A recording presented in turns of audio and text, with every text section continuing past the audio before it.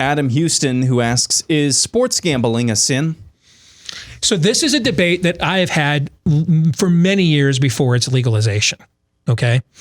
I think the answer is no. Otherwise, I wouldn't talk about it the way that I talk about it. Okay.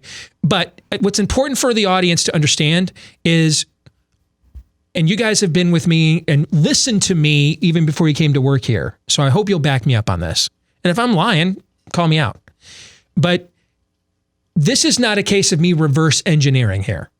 All right. Meaning this is not, hey, this is something I like to do, so of course I don't think it's a sin. Meaning that I looked into this long and hard for the years before this thing started becoming legalized everywhere, and truly investigated it. And that's why I don't think it's a sin. Meaning there's other things that I find fun and would like to do that I don't because they're a sin. Okay. I mean, I would like to get over in all kinds of situations. Okay. I've talked before about, James says you're not tempted by anything except that which you don't really want. Why am I tempted by women? Because I like them. Why am I not tempted by meth? I don't like that. All right. Why was I tempted by alcohol and not by cigarettes? I liked one and didn't like the other. All right. So it's important whether you agree with me or disagree with me on this, that I want you to know I didn't reverse engineer. Hey, I like this. I find it interesting. So it's not a sin. That's not what I did. I began with this premise is, do you believe learned speculative markets are sin? So is investing in the stock market a sin? That's speculative. You can't guarantee an outcome. Is starting a business. Hey, I walked out of WHO radio making $85,000 a year with a family, which is a nice living. I wasn't rich, but you can live pretty nice in Des Moines, Iowa for $85,000 a year. Okay. And I walked out of a show with that was basically, as long as I didn't do anything just really real moral turpitude, I could have that job the rest of my life.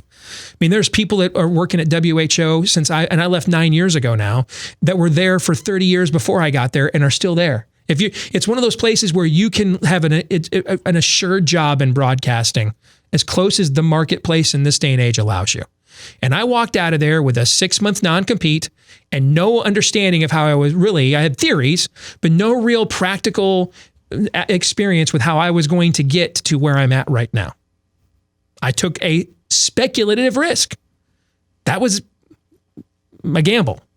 If I go down to the soybean market and bet on the price of soybeans, is that not a bet? If it's a mutual fund, a bet is because to me, if sports gambling is a sin, now I think the key here is, can it become idolatrous? Yes, anything can become idolatrous. Absolutely anything. And if you want to say this particular action can be more prone to idolatry than others, well, the fact that we have a Security and Exchange Commission to regulate insider trading and cheating that goes on would tend to indicate that that's true. Okay. Just as can dancing, particularly of a certain provocative nature, open the door to certain lustful habits more than just walking past somebody on a sidewalk? True. Mm-hmm. Does that though mean dancing is inherently sinful? No. Does it mean that it can be abused in a way that can be a gateway to those things? This is the key point. Yes. Okay. So for sports gambling to be to me, I don't think it's the same either as I worked for 70 years and I'm taking all of my inheritance or all of my retirement, and every day I'm walking into a casino and I'm just mind-numbingly put a nickel in here over and over again every day, and that's where I'm wasting my life away. But if there is a speculative market for sports gambling to be a sin, then so must every form of speculative market, because it's the same. Before legalization, you could have made the argument, hey, these are houses of ill repute. You have to do this black market, right? You shouldn't associate with beings and entities like that. Those are absolutely fair arguments, right?